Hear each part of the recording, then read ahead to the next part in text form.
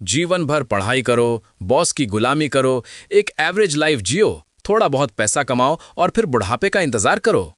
आज की डेट में क्या कोई ऐसी घिसी पिटी लाइफ जीना चाहता है? आज भी सभी लोगों को जल्द से जल्द अमीर बनना है, खूब सारा पैसा कमाना है और फाइनेंशियली एक्सप्रेस बनना है। ज्यादातर लोग आज भी इन्वेस्टमेंट और सेविंग जैसे टॉपिक्स को इग्नोर करते हैं और उससे डरते हैं।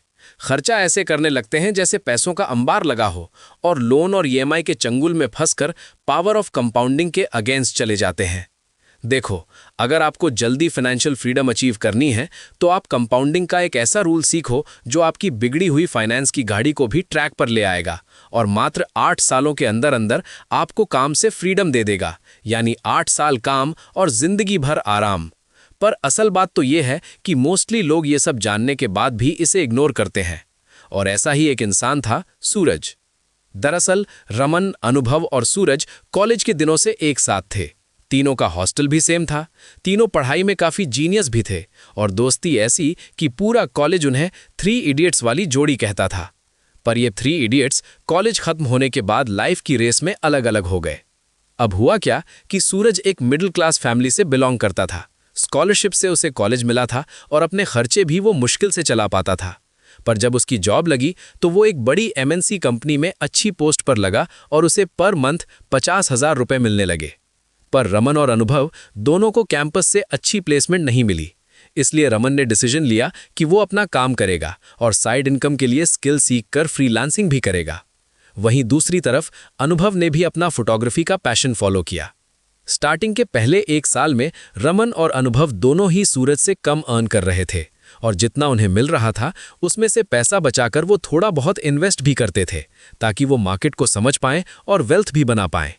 कहीं ना कहीं अनुभव और रमन ये जानते थे कि सिर्फ एक सोर्स ऑफ इनकम से काम नहीं होने वाला है और ना ही जिंदगी भर हम नौकरी या कोई काम कर पाएंगे।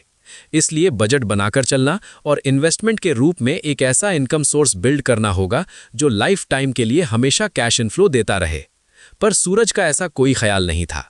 50,000 रुपए पर मंथ की इनकम जिस इंसान को मिल जाए वो तो चाहेगा ना कि क्यों ना एक बार खुल के जिया जाए, और सूरज ने बिल्कुल वैसा ही किया। तो सूरज बचपन से ही 5 फैमिली मेंबर्स के साथ एक छोटे से घर में रहता था। उसके बाद कॉलेज में भी 3 लोगों के साथ एक कमरा शेयर करना पड़ता था। पर अब जब उसकी अच्छी नौकरी लग चुकी थी तो उसने डिसाइड किया कि क्यों ना अपना खुद का एक फ्लैट ले लिया जाए। सबसे पहले सूरज ने अपने ऑफिस के पास एक अपार्टमेंट 15,000 रुपए पर मंथ के रेंट पर ले लिया। 1 BHK अपार्टमेंट जिसमें सूरज अकेला खुल के रहता था।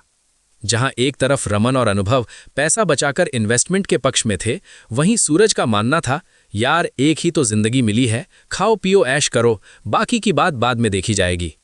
तो अब खर्चों का सिलसिला शुरू हो ही चुका था।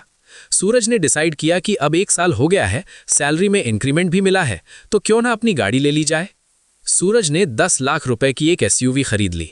अब आप यहां देख ही सकते हो कि 10 लाख रुपए की गाड़ी लेने पर मंथ 20,000 रुपए तक की ईएमआई देनी पड़ेगी।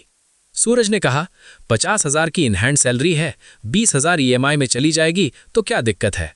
यानी अब उसका 15,000 रेंट और 20,000 कार ईएमआई मिलाकर 35,000 का मंथली खर्चा फिक्स हो चुका था। पर फिर भी उसके माथे पर एक टेंशन की लकीर तक नहीं थी, क्योंकि वो लाइफ को एंजॉय कर रहा था। पार्टी करना, गैजेट्स खरीदना, अप टू डेट रहना उसकी फितरत बन चुकी थी। धीरे धीरे समय बीता और 5 साल गुजर जाते हैं। इसी बीच सूरज की सैलरी 80-90 हज़ार के आसपास हो चुकी थी और वो उतना ही खर्चीला बन चुका था।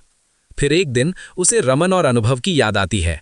वो दोनों को कॉल करता है और एक फेमस कॉफी शॉप पर बुलाता है। 5 साल बाद फिर से तीनों 3 इडियट्स मिलते हैं। पुरानी कॉलेज की बातें, लाइफ की बातें होती हैं।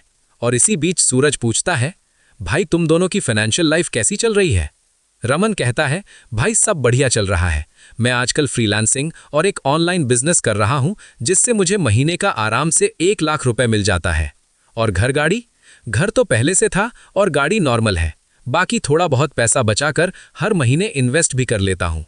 सूरज पूछता है, भाई इन्वेस्ट भी कर लेते हो, फायदा हुआ। सूरज कहता है, मैंने तो एक बार क्रिप्टो में इन्वेस्ट किया था, सारा पैसा डूब गया, तब से भरोसा ही नहीं रहा।